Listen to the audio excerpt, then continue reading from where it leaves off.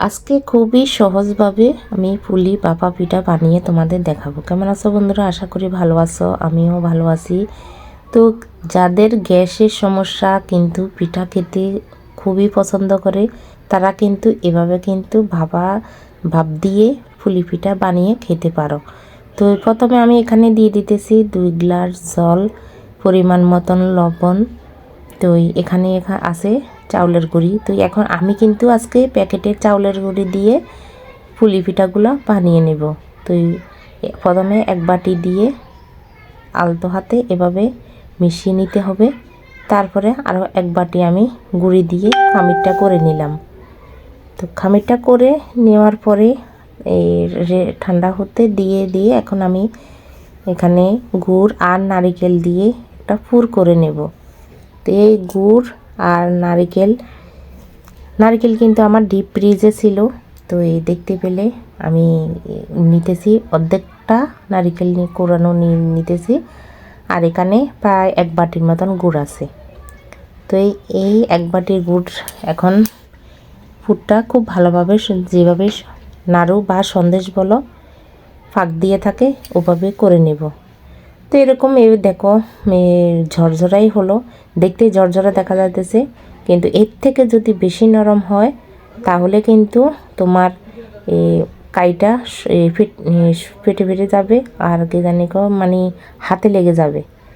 তো এই সব সময় এটা খেয়াল রাখতে হবে, পুলি পিঠা এর কাই বা যে কোনো কাইয়ের ক্ষেত্রে হাতে একটু তেল মেখে নিলে তাহলে কোনো কাইয়ে হাতের ভিতর আর লেগে যায় না। তো এদিকে আমার ফুডটাও রেডি।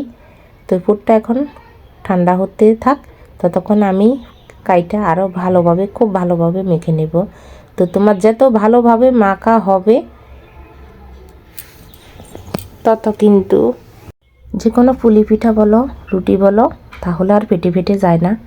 তো অনলাইন থেকে কিন্তু আমি এটা কিনে নিলাম। তো এটার নাম জানি কি বলে সেটা আমি সঠিক জানি না। এটা দিয়ে পুলি পিঠাগুলো খুব সহজে বানানো যায়। তো প্রথমে ছোট ছোট আকারে আমি দিয়ে দেখব। এখান যেটা আমি নিলাম সেটার বল আকারে একটু বেশি বড় হলো, তো এর থেকে কিন্তু ছোট দিতে হবে। তো আমি প্রথমে এই কেনার পর থেকে আজকে প্রথমবার বানিয়ে তোমাদের সঙ্গে শেয়ার করতেছি জিনিসটা আসলে কতকারী উপকারী। তো যাই হোক, আমার কাছে কিন্তু বেশ ভালো লাগলো। তো আমার কিন্তু আজকে পিঠা বানাতে কোনো ঝামেলা হয়নি, কষ্ট হয়নি, ঝটপট পুলি পিঠা এখন আমি আজকে বানিয়ে নিলাম। তো কিন্তু খেতে কিন্তু দারুণ হলো আজকে এই পুলি পিঠাগুলো, খাটনিও কম, তারপরে যায় খেতেও অনেক ভালো। তো প্রথমটা দেখো ভালো হয়নি, একটু এই বেশি মোটা করে করলাম আমি।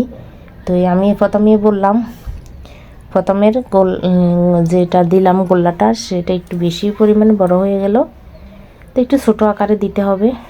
তো এখন আমি আরও একটু ছোটো আকারে দিয়ে চেষ্টা করতেছি, দেখি হয় কি না। তো পরে আবার আরেকটু ফুট দিয়ে দিলাম, আরেকটু ফুট দিয়ে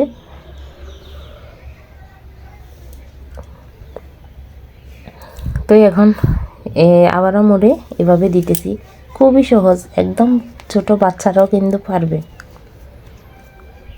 তো একে একে আমি এভাবে সবগুলা কিন্তু বানিয়ে নিব। তো কিন্তু অনেকগুলাই আমি বানিয়ে নিলাম, বানিয়ে তারপরে আমি একসঙ্গে ভাপাতে দিয়ে দেব। তো এমন কোনো না যে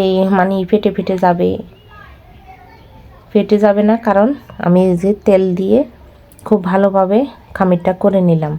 তো পুলি পিঠা যদি অনেকক্ষণ রাখা হয় তাহলে সে পুলি পিঠা কিন্তু মুখ দিয়ে ফেটে যায়, কিন্তু এগুলা কিন্তু একদমই ফাটেনি, কারণ খামিরটা খুব সুন্দরভাবে হয়েছে। আর এটার কারণে আমি বানাচ্ছি যে এটার কারণে আরও বেশি সুন্দর করে পুলি পিঠাগুলো হলো। তো দেখো খুব সুন্দরভাবে সবগুলো হয়ে গেল, এখন ভাপানোর পালা।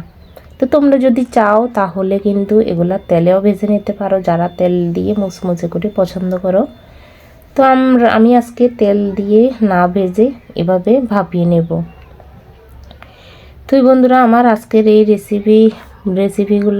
রেসিপিটা কেমন লাগলো অবশ্যই কমেন্টের মাধ্যমে জানিয়ে দিবে।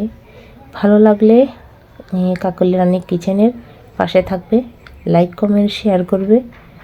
তো সবাই সবার পাশে থাকবে। তো আজকের মতন ভিডিও এ পর্যন্ত। সবাই ভালো থাকো, টাটা।